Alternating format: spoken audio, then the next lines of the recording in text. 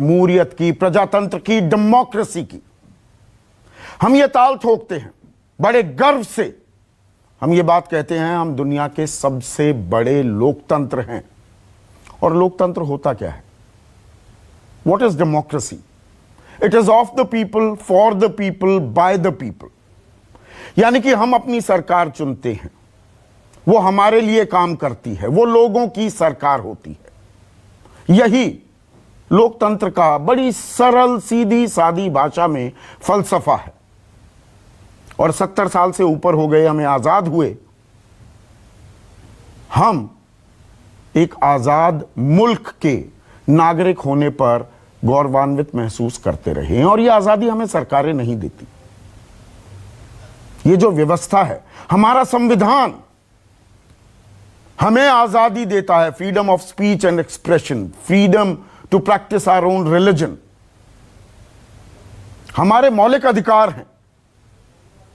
और इसीलिए भारत को बहुतेरे ऐसे देशों से हम जुदा पाते हैं जहां पर तानाशाही, एक तंत्र, एक तरह की विचारधारा ही हावी होती है। पर आप कहेंगे मैं ये बात क्यों कह रहा हूं? ये बात इसलिए क्योंकि एक एजेंसी है वीडेम, स्वीडन की है ये एजेंसी, और इन्होंने एक ताजा रिपोर्ट छापी है। और इस रिपोर्ट में भारत को इलेक्टोरल डेमोक्रेसी यानी कि चुनावी प्रजातंत्र से वो दर्जा कि हम दुनिया के सबसे बड़े लोकतंत्र हैं, उससे हटाकर चुनावी एक तंत्र, इलेक्टेड ऑटोक्रेसी, बहुत से लोग तानाशाही शब्द भी इस्तेमाल कर रहे हैं। जिन्होंने ये रिपोर्ट पढ़ी है उसका हिंदी में तर्जुमा किया। दरअसल ऑटोक्रेसी का मतलब होता है एक तंत्र, तो तानाशाही शब्द का वो गलत इस्तेमाल कर रहे हैं। लेकिन ये बदलाव कब से आया है? वीडेम की माने तो 2014 से, जब से एनडीए की सरकार आई है, यह बदलाव आया है। और भारत अब 180 देशों में 97 नंबर पर आ गया है। पिछले साल हम टॉप 50 में सबसे नीचे थे, यानी कि 90 नंबर पर। टॉप 50 पहले 90 देश, फिर बॉटम 50। अब हम बॉटम 50 में आ गए हैं। हमारा स्थान लोकतंत्र के जो कायदे, जो तकाजा रखा है वीडेम ने, यह उनका अपना मानना है, उनकी अपनी सोच है, उनके अपने पैमाने हैं। लेकिन टॉप 50 से हटाकर हम 97 नंबर पर आ गए हैं। और इसमें खास बात क्या कही जा रही है कि देखिए, मीडिया पर अंकुश, जिसका मैं हिस्सा हूं, चौथा खंबा, मानहानि, राजद्रोह के जो कानून हैं, ये आम होते जा रहे हैं। और इसे नाम दिया है थर्ड वेव ऑफ ऑटोक्राइजेशन। एक तंत्र की ये तीसरी वेव है। और ये वेव कैसे परिभाषित की गई है कि सबसे पहले सरकारें मीडिया और सिविल सोसाइटी, जो ये एनजीओज होते हैं, उनको टारगेट बनाती हैं। उसके बाद ध्रुवीकरण होता है। जो आपके विपक्ष में लोग होते हैं, उनकी डिसरिस्पेक्ट, उनका अनादर करना, गलत जानकारी फैलाना, और उसके बाद आखिर में चुनावों को बेईमानी कर देना। तो इस लिहाज से वो ये कहते हैं कि हम अब उन 25 देशों में शुमार हो गए हैं। यह दुनिया की 1/3 जनसंख्या है। 260 करोड़ लोग इन देशों में रहते हैं, जिनमें Brazil, Turkey, United states of America यानी कि अमेरिका आसान भाषा में, उसमें हम भी आ गए हैं, जहां पर यह तीसरी वेव चल पड़ी है। 2014 में, या 2010 की बात कर लेता हूं, 2010 में जो हमारा लिबरल डेमोक्रेसी इंडेक्स था, कि हम एक लिबरल सोसाइटी हैं, यहां पर एक प्रजातंत्र है, उस इंडेक्स में हमारा स्कोर 57 था। वो गिरकर अब 34 आ गया है 2020 में। 23 परसेंटेज पॉइंट्स का ड्रॉप है। सबसे ज्यादा हमारे यहां हुआ है। और धार्मिक जो आजादी है, उस पर भी अंकुश लगा है। सेंसरशिप हावी हो रही है। पहले 4 में से 3.5 नंबर मिलते थे भारत को कि कोई सेंसरशिप नहीं, जो आप अपनी बात कहना चाहते हैं, जैसे कहना चाहते हैं, सरकार की आलोचना करना चाहते हैं, सवाल करना चाहते हैं, तो वो आज़ादी, वो हक थे। ये वीडम का कहना है, मैं फिर से ये बात कह रहा हूं। आज की तारीख में ये स्कोर 1.5 पर आ गया है, 4 में से अब 1.5 नंबर, यानी कि सेंसरशिप के मामले में हमारा हाल पाकिस्तान जैसा हो गया है और हम बांग्लादेश और नेपाल से भी बुरे हो चुके हैं। और ये बात क्यों कही जा रही है कि सेडिशन, राजद्रोह, डेफेमेशन, अवमानना, काउंटर टेररिज्म, ये आरोप अब कुछ ज्यादा ही लगने लगे। जो सवाल पूछे उन पर ये आरोप जड़ दिए जाते हैं। आज की तारीख में 7,000 लोग इन कानूनों के तहत जेल में सीखचों के पीछे हैं 2014 से। लेकिन अब ये एक विदेशी एजेंसी है, इनके अपने एजेंडे होते हैं, इनकी अपनी विचारधारा है। अब ये कह रहे हैं कि नहीं, फॉरेन कंट्रीब्यूशन रेगुलेशन एक्ट लगा दी गई है भारत में, एनजीओज के पास बाहर से जो पैसा आता था उस पर रोक लगाई है। देखिए, भारत बहुत संकीर्ण होता जा रहा है, एक तंत्र होता जा रहा है। तो क्या विदेश में बैठे हुए लोग देश में हिंसा भड़काने, विद्रोह की आवाज को और बुलंद करने के लिए, उसे सुलगाने के लिए पैसा भेजते रहें और वो ऐसे तत्वों से जुड़े हों जो देश का विभाजन करना चाहते हो, तो क्या उन पर रोक नहीं लगाएगी? कोई भी देश क्या रोक नहीं लगाएगा? यह भी अपने आप में सवाल है। लेकिन यह सिर्फ वीडम की बात नहीं है। अमेरिकी सरकार फंड करती है एक एनजीओ को वहां पर, जिसका नाम है फ्रीडम हाउस। सरकार पैसे देती है, कहीं और से पैसे नहीं आ रहे। और उन्होंने कहा है कि भारत एक आजाद मुल्क की जगह अब आंशिक रूप से आजाद देश बन गया है। ये कुछ दिन पहले रिपोर्ट आई थी। और Bharat annual freedom in the world जो सूची है उसमें 71 से गिरकर 67 पर आ गया है। यह फ्रीडम हाउस का कहना है। अब फ्रीडम हाउस ने जब यह रिपोर्ट छापी थी, वीडम पर अभी कोई खास प्रतिक्रिया नहीं आई है, तब सूचना और प्रसारण मंत्रालय ने कहा कि फ्रीडम हाउस की डेमोक्रेसी अंडर सीज, यानी कि प्रजातंत्र पर पहरा हो गया है, उस पर कब्जा हो गया है। यह शीर्षक वाली रिपोर्ट जिसमें दावा किया गया है कि एक स्वतंत्र देश के रूप में भारत का दर्जा घटकर आंशिक रूप से स्वतंत्र रह गया है, पूरी तरह से भ्रामक, गलत और अनुचित है। और विदेश मंत्रालय के प्रवक्ता अनुराग श्रीवास्तव ने कहा था, फ्रीडम हाउस के राजनीतिक फैसले उतने ही गलत और विकृत हैं जितने उनके नक्शे। लेकिन विपक्ष हमलावर हो गया है। कुछ और रिपोर्ट्स हैं, उनके बारे में मैं चर्चा करूंगा। क्या हम सही मायने में लोकतंत्र हैं या हमारी आजादी पर पहरा कब्जा भी आ गया है? सवाल पूछने पर आरोप प्रत्यारोप का सिलसिला शुरू हो गया है। देशद्रोह जैसे मुकदमे दर्ज होने लगे हैं क्या? इसी को अब राजनीतिक शक्ल दे दी है कांग्रेस के वरिष्ठ नेता, अध्यक्ष रह चुके हैं राहुल गांधी। उन्होंने ट्वीट किया है, राहुल गांधी ने ट्वीट किया है कि India is no longer a democratic country. भारत अब लोकतांत्रिक देश नहीं रहा। और उसी में वीडम की यह रिपोर्ट उन्होंने चिपका दी है। ऐसे में आज का सबसे बड़ा सवाल, राहुल गांधी ने क्यों कहा भारत में लोकतंत्र नहीं है और विदेशी एजेंसी की रिपोर्ट को इतनी अहमियत क्यों? विदेशी एजेंसी तय करेंगे कि हम कितने आजाद हैं या कितने पहरे में आ गए हैं।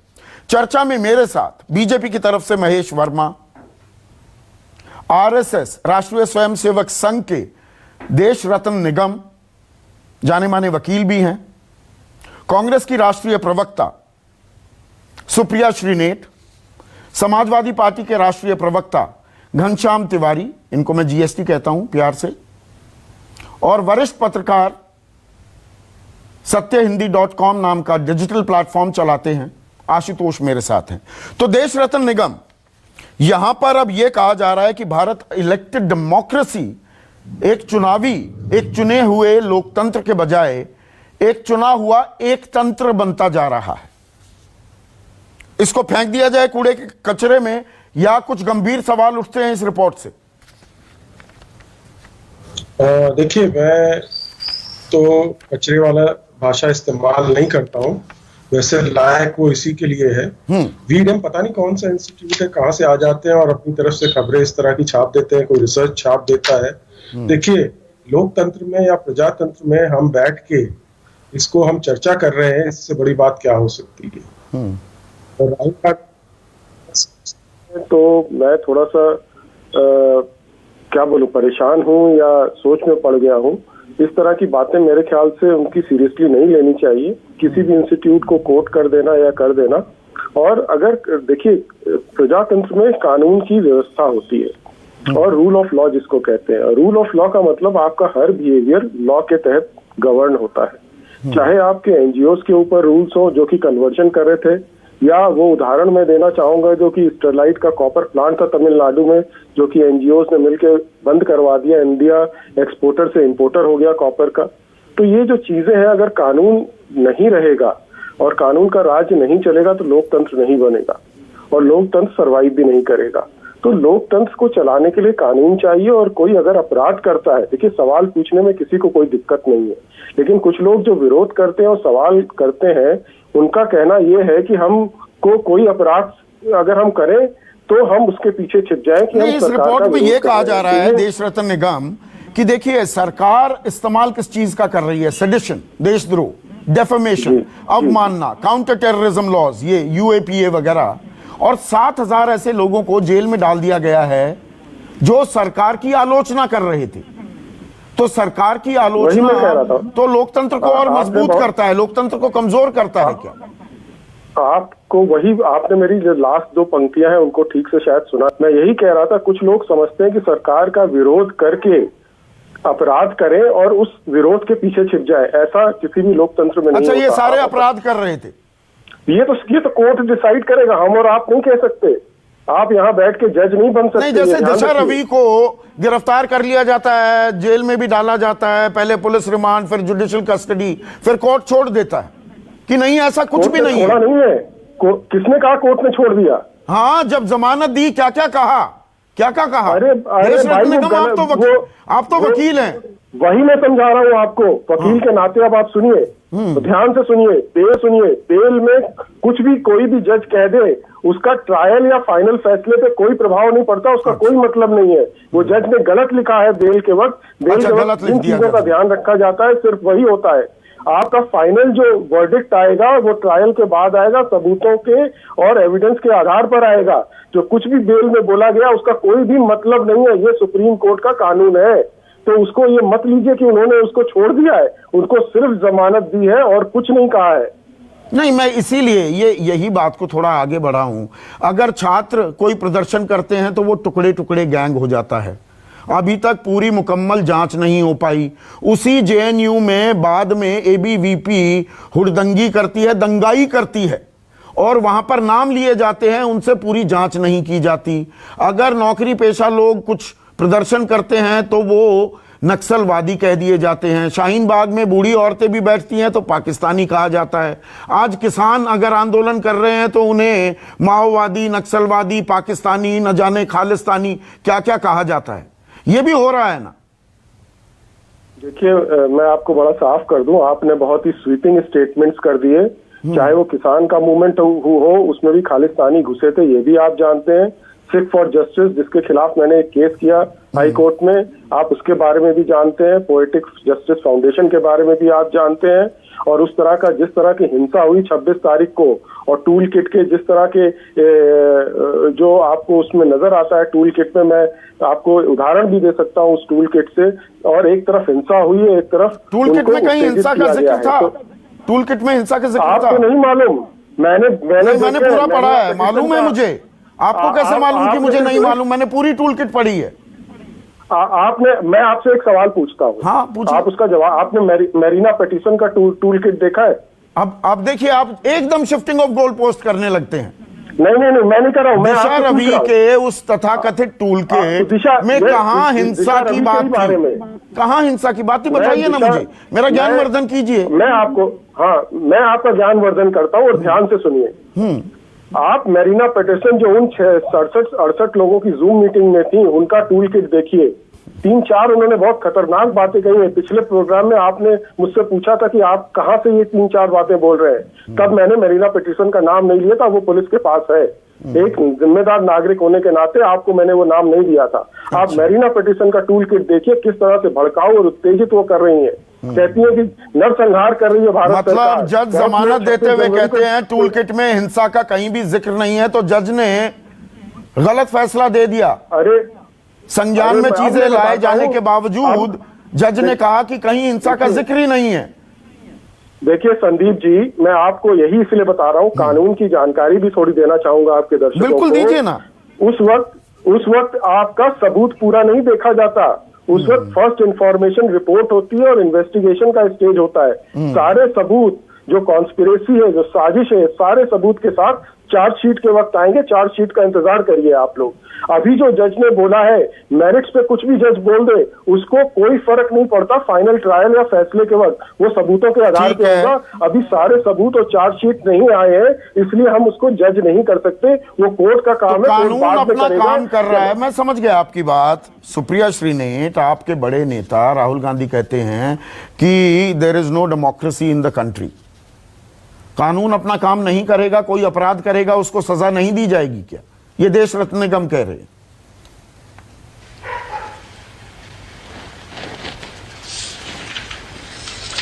मैं आरएसएस के प्रवक्ता की बातों को इसलिए थोड़ा नजरअंदाज करूंगी क्योंकि सशक्त महिलाओं से उन्हें थोड़ी दिक्कत रहती है।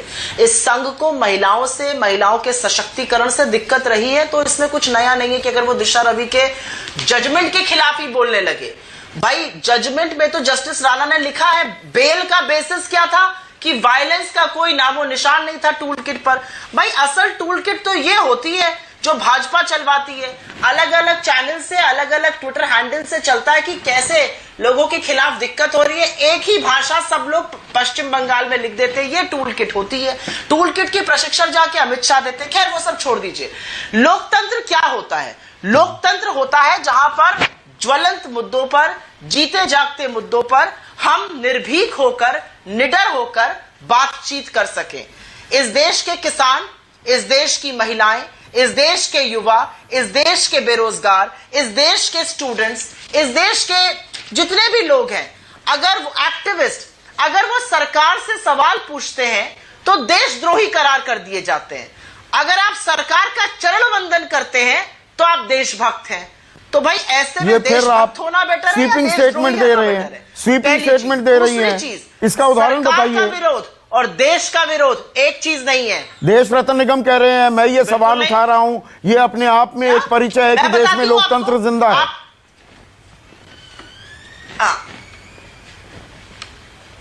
मैं बताती हूं, स्वीपिंग स्टेटमेंट्स नहीं है ये। मैं आपको 4 एग्जांपल दे देती हूं। प्रशांत कनौजिया जी ने एक ट्वीट किया था, मैं उत्तर प्रदेश से हूं तो वहीं के एग्जांपल दे रही हूं। प्रशांत कनौजिया जी एक पत्रकार थे, उन्होंने ट्वीट किया, उनको सजा हो गई, वो जेल में पहुंचा दिए गए। पवन जायसवाल ने दिखाया मिर्जापुर में नमक रोटी खिलाया जा रहा है, जेल में पहुंचा के सेडिशन का चार्ज। सुप्रिया शर्मा ने दिखा दिया कि वाराणसी प्रधानमंत्री जी के संसदीय क्षेत्र में मुसहर घास खाने को मजबूर है, सेडिशन का चार्ज। देवरिया में एक पत्रकार ने दिखा दिया छोटी सी बच्ची से पोछा लगवाया जा रहा है जिला अस्पताल में कोविड के दौरान जब उसकी मां एडमिट थी, सेडिशन का चार्ज। पीपी किट का स्कैम दिखाने के खिलाफ सेडिशन का चार्ज। तो ये लोकतंत्र कहीं जीवित है? इस बात की जवाब दे आरएसएस। और मैं एक चीज का उल्लेख करके अपनी बात खत्म करूंगी।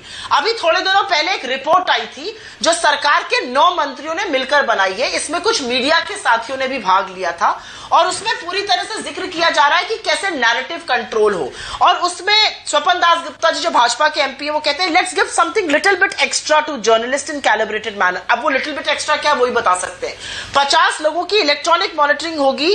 सूर्य प्रकाश जी जो प्रसार भारती के हेड है, वो कहते हैं सरकार के पास इतनी ताकत है जिसको चाहे नियंत्रित कर ले। ये लोकतंत्र है, ये सरकार में बैठे हुए लोग हैं। और 1975 में देश में लोकतंत्र था, शामिल थे, वो अपनी पोजीशन ये देश को लोकतंत्र की ये परिभाषा सिखाई किसने? सुप्रिया, क्या ये इस लोकतंत्र की परिभाषा देश को सिखाई किसने? 1975 में भी लोकतंत्र था ना।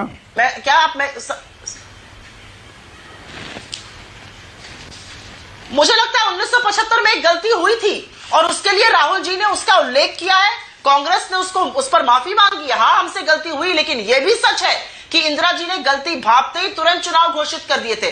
आज जो आपातकाल देश में लगा हुआ है, निर्वाचित सरकारों को गिरा देना, किसानों के खिलाफ एनआईए और 50 लाख के बॉन्ड इशू कर देना, स्टूडेंट्स और एक्टिविस्ट को जाकर जेल में डाल देना, गुप्त दान ले लेना और कानून को ऐसा बदल देना कि पता ही नहीं चले किसने पॉलिटिकल पार्टी को दान किया है, यह आपातकाल है वास्तव में, जिसके खिलाफ कोई आवाज नहीं उठा सकता है। कितने ही पत्रकारों की नौकरी चली गई है इस देश में क्योंकि वो खड़े होकर सवाल पूछते थे। आप खुद पत्रकार हैं, मैं पत्रकार रह चुकी हूं, आशुतोष इस पैनल पे पत्रकार हैं, बताए वो क्या आज पत्रकार निर्भीकता से इस देश में खड़े होकर अडिग होकर सवाल पूछ सकते हैं? अगर दिल पर हाथ रख के कोई कहेगा तो वो बिल्कुल नहीं कर सकते। लेकिन घनश्याम तिवारी, एक सेकंड, घनश्याम तिवारी, ये देखिए, हमें एजेंडा भी समझना होगा। मेरे साथ महेश वर्मा भी जुड़ रहे हैं। महेश वर्मा, आपके पास आ रहा हूं, आपका कनेक्शन ठीक कराता हूं। अब यहां पर ये जो संस्था है ये क्या लिखती है कि foreign contribution regulation act, VDM क्या लिख रही है, वाज अमेंडेड इन सितंबर 2020 कि फॉरेन कंट्रीब्यूशन रेगुलेशन एक्ट में संशोधन किया गया सितंबर 2020 में, ताकि विदेशी कंट्रीब्यूशन ना आए एनजीओज की भारत के अंदर। अगर भारत विरोधी ताकतें यहां पर देश में पैसा भेजेंगी बाहर बैठे हुए, क्या उन पर रोक ना लगाई जाए? फिर ये आगे कहते हैं, while the BJP has been exhibiting illiberalism since 1999, की तानाशाही प्रवृत्ति बीजेपी दिखाती रही है 1999 से, तो मतलब वाजपेयी सरकार भी इलिबरल थी। ये अपना एजेंडा बता रहे हैं, इनकी बात को हम कितना अहमियत से लें, कितनी गंभीरता से लें? देखिए, इनकी बात को उतनी गंभीरता से लीजिए जितनी गंभीरता से दुनिया इनको देख रहा है। दुनिया इनको क्या देख रही है? दुनिया देख रही है कि इनका एक अपना संस्थागत ढांचा है जिसके आधार पर ये हर साल रिपोर्ट निकालते रहे हैं। इस देश में पहली बार एक परंपरा हुई, किसी ने कोटलर अवार्ड घोषित कर दिया तो प्रधानमंत्री महान है, सारी मीडिया कहने लगी प्रधानमंत्री महान है। हम तो शुरू से देख रहे हैं इसको कि किस तरीके से भारत के जीते जागते लोकतंत्र को भारतीय जनता पार्टी डरपोक तंत्र बनाना चाहती है। ये हम शुरू से देख रहे हैं। इस देश में पिछले 5 साल से हर शाम को हिंदू मुस्लिम की बहस क्यों कराई गई? किसने कराई? क्या सरकार का उसमें हाथ नहीं था? भारत दुनिया का इकलौता देश है जिसने कोरोना वायरस को कम्युनलाइज किया, जो तबलीगी मरकज का हाल हुआ था। क्यों हुआ था? किसने कराया था? इकलौता देश है जहां के प्रधानमंत्री एक प्रेस कॉन्फ्रेंस नहीं करते, पूरे कोरोना क्राइसिस में एक प्रेस कॉन्फ्रेंस नहीं। प्रधानमंत्री के ऊपर आरोप लगता है कि उन्होंने मध्य प्रदेश की सरकार गिरा दी, कोई सवाल नहीं पूछा जाता। उत्तराखंड में एक मुख्यमंत्री बदल जाता है, कहीं कोई चर्चा नहीं होती। अगर इस देश में एक 18 साल की लड़की के ट्वीट से सरकार हिल जाती है, डरपोक तंत्र क्यों कहते हैं? डरपोक तंत्र इसलिए कि एक ट्वीट से सरकार डरने लगती है, एक दिशा रवि से सरकार डरने लगती है। सरकार या तो डर रही है या डरा रही है, दो ही मोड में सरकार काम कर रही है। अगर देश के सामाजिक ढांचे को फेवर में है, उस ताने बाने को कोई बिखेरना चाहेगा तो सरकार कार्रवाई नहीं करेगी तो कौन करेगा? जीएसटी। मैं आपका सवाल नहीं सुन पाया, मैं कुछ कह रहा हूं। मैं कह रहा हूं देश के सामाजिक ताने बाने को बिखेरने की, उधेड़ने की कोई कोशिश करेगा, लोगों को भड़काएगा, गुमराह करेगा, तो सरकार क्या कार्रवाई नहीं करेगी? हाथ पर हाथ धरे बैठे रहे? कार्रवाई करती है। क्या कार्रवाई करी बता रहा हूं। ताने बाने को बिखेरने वाले लोगों को मुख्यमंत्री बनाया जाता है। क्या आदित्यनाथ शांति का पाठ पढ़ाते हुए मुख्यमंत्री बने? एक भाषण दिखा दीजिए शांति का पाठ पढ़ाते हुए। क्या अमित शाह ने नहीं कहा कि हमारे 35 लाख से 50 लाख लोगों के व्हाट्सएप ग्रुप हैं जिसमें हम डराने वाले मैसेजेस भेज सकते हैं? अगर कोई फेक न्यूज को अपनी राजनीतिक प्रचार का आधार बना दे और कहे कि हमारे एक मुंह में कभी गाली हो सकती है, हाथ में डंडा हो सकता है, और गाली और डंडा के साथ साथ जब हम चाहें तो अपनी बात बनाने के लिए जय श्री राम का नारा भी इस्तेमाल करेंगे, ये कैसे लोग हैं? कभी तो विदेशी तय करेंगे हम प्रजातंत्र हैं कि नहीं? विदेशी तय करेंगे क्या? देने वाले लोग उसी समय फिर करके गाली भी देने लगते हैं। नहीं, विदेशी एजेंसी तय करेंगे कि हम लोकतंत्र हैं कि नहीं। जीएसटी, हम लोकतंत्र हैं क्योंकि यहाँ की बुनियाद में लोकतंत्र है। ये डरपोक तंत्र बनाते जा रहे हैं और दुनिया इसे देख रही है, तो दुनिया उसके आधार पर अपनी कमेंट्री कर रही है।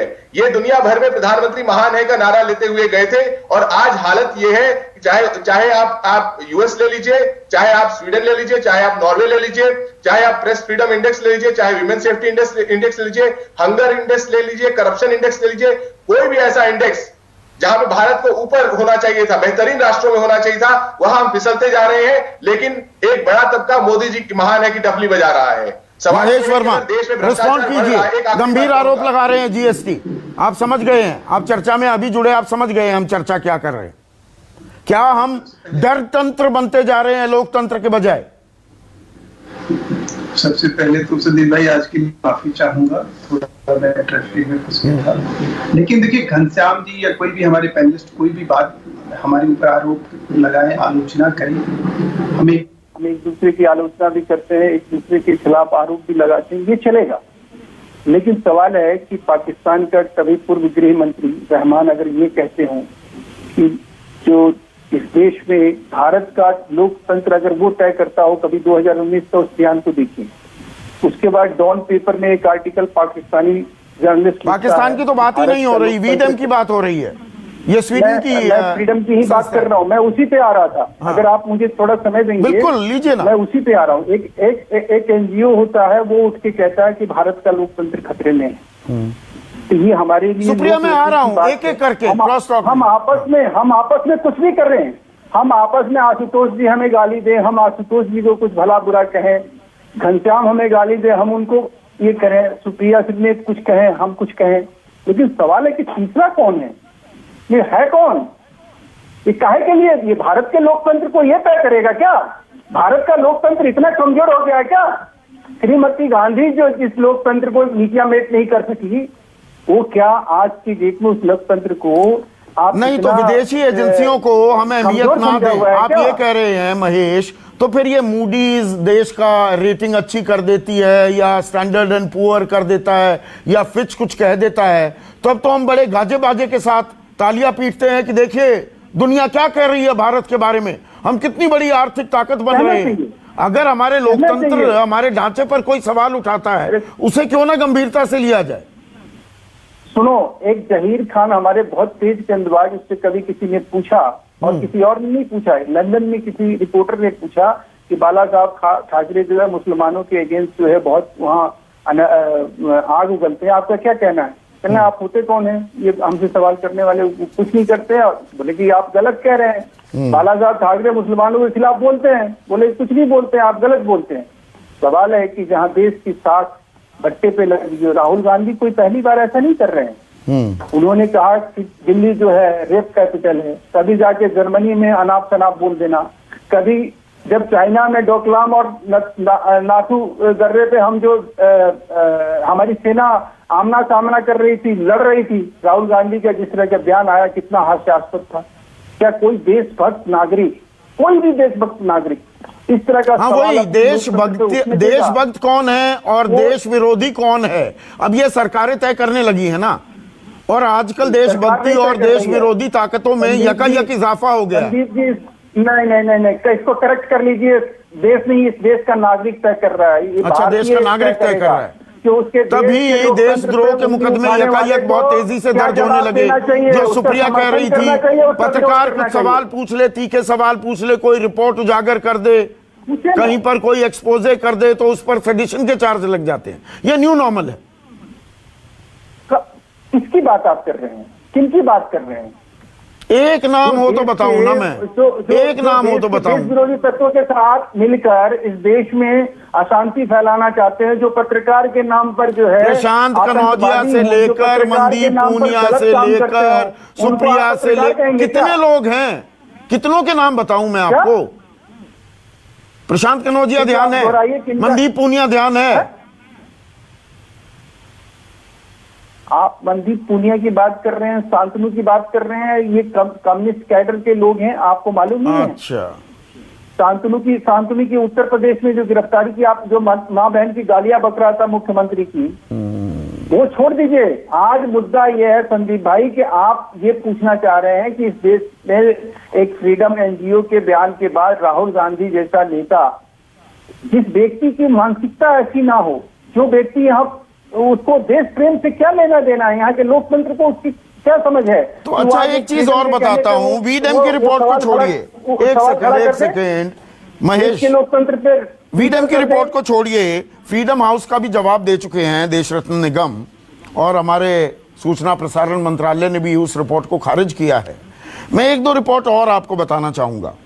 पिछले साल मार्च में रिपोर्ट्स विदाउट बॉर्डर्स, उसमें दुनिया में जो वर्स्ट डिजिटल प्रेडेटर्स होते हैं ना, कि क्या हो रहा है सोशल मीडिया पर, उसको किस तरह से काबू किया जाए, तो चीन, रूस, ईरान और सऊदी अरेबिया के साथ भारत को जोड़ दिया गया। फिर अमेरिकी सरकार की, एक मिनट सुनिए, अमेरिकी सरकार की अप्रैल में एक रिपोर्ट आती है, रिलीजियस फ्रीडम मॉनिटर, और उन्होंने क्या रेकमेंड किया कि ये कुछ देश हैं, इन पर खास तवज्जो देनी पड़ेगी।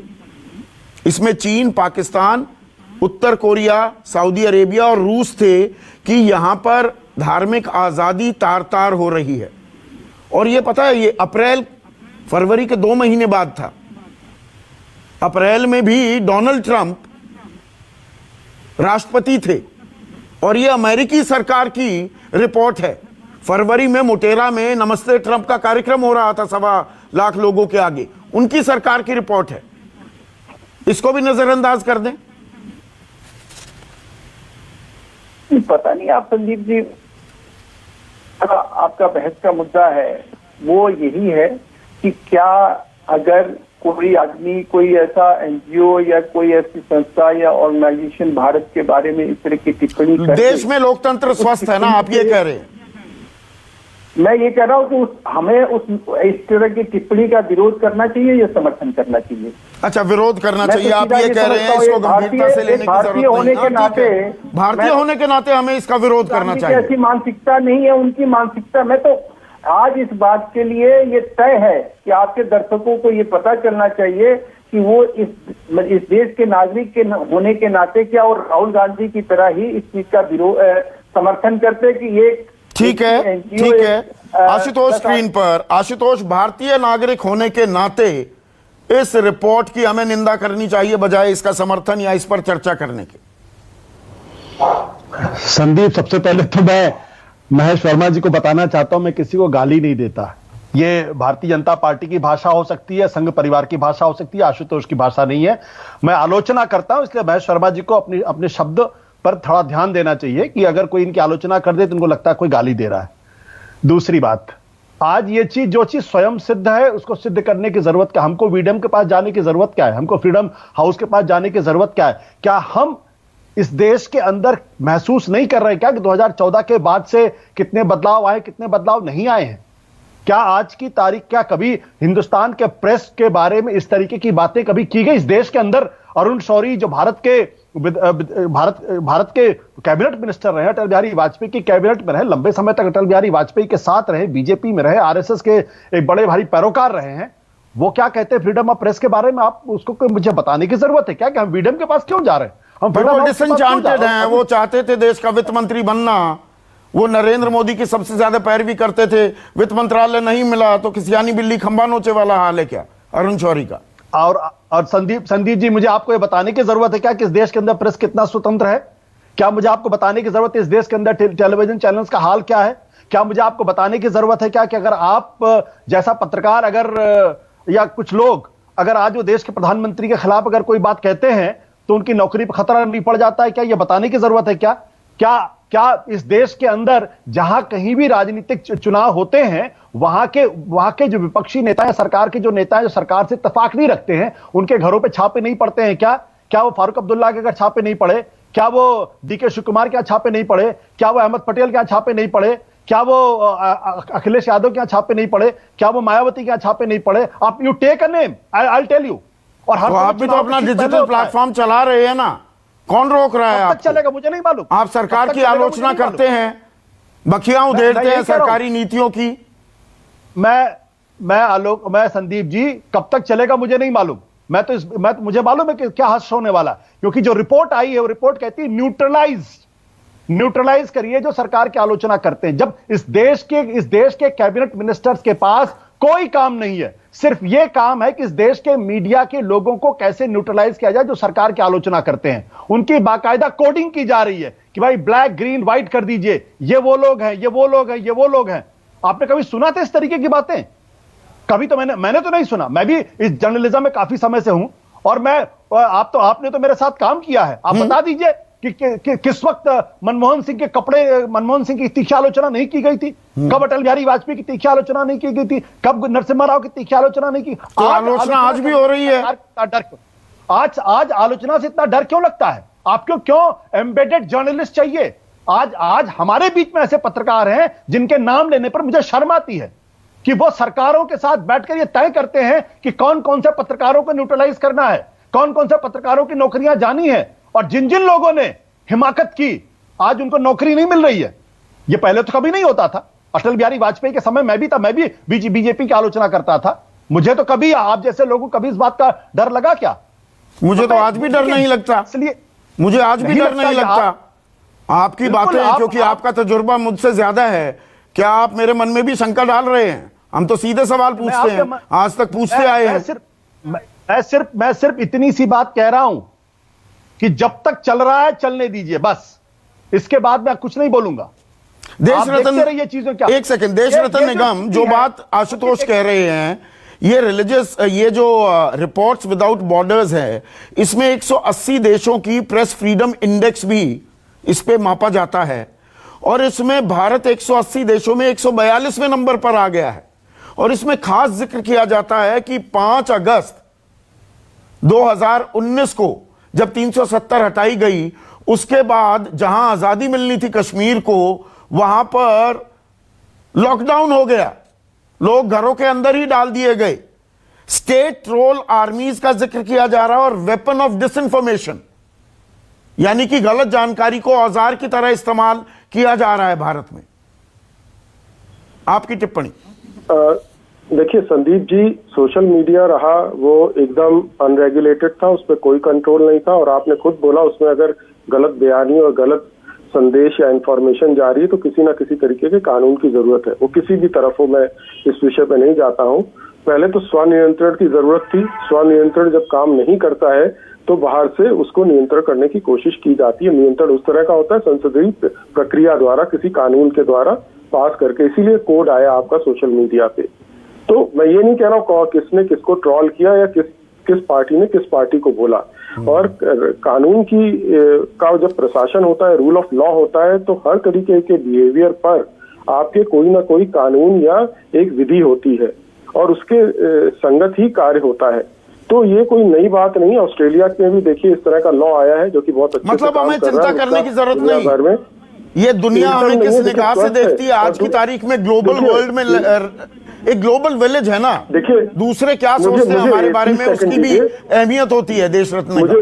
मुझे हाँ जी, देखिए बहुत जरूरी ये है कि विश्व में एक नई व्यवस्था उभर के आ रही है जिसमें भारत बहुत तेजी पर उभर रहा है। चाहे वो वैक्सीनेशन को लेके हो, चाहे आपको चाइना को माकूल जवाब देने का हो, और या आप पैंडेमिक में वक्त में देखें किस तरह से भारत ने पैंडेमिक का देखा और उसका रखरखाव किया, और किस हिसाब से भारत तेजी से अर्थव्यवस्था को अपनी बाहर, तो नया ऑर्डर एक जो बन रहा है उसमें भारत की पोजीशन बहुत ऊपर है। ये कुछ देशों को पसंद नहीं आ रहा है, कुछ एनजीओ को पसंद नहीं आ रहा है, जिस तरह से भारत में अंदाजा अमेरिका को भी पसंद नहीं आ रहा। मैं बहुत सारी रिपोर्ट्स का तो उनका जिक्र किया है, जब डोनाल्ड ट्रंप जो देश के सबसे बड़े मित्र थे, उनकी सरकार थी, उनकी सरकार द्वारा फंडेड फ्रीडम हाउस क्या कहता है, उनकी सरकार द्वारा funded religious monitor, freedom monitor क्या कहता है, मैं उनका भी जिक्र कर रहा हूं।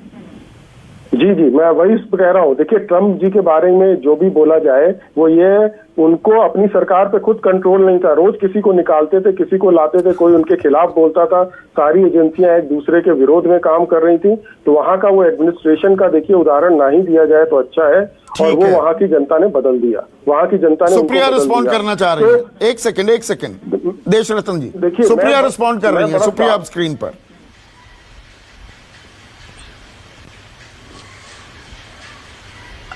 एक सेकेंड संदीप जी, मैं सबसे पहले तो आरएसएस प्रवक्ता की एक बात का जवाब देना चाहती हूं कि अगर सब कुछ इतना खराब था अमेरिका में तो क्यों जाके हमारे प्रधानमंत्री जी वहां पर ट्रंप जी का प्रचार करते हुए कह रहे थे अब की बात ट्रंप सरकार? पहले तो इस बात का जवाब दे दीजिए।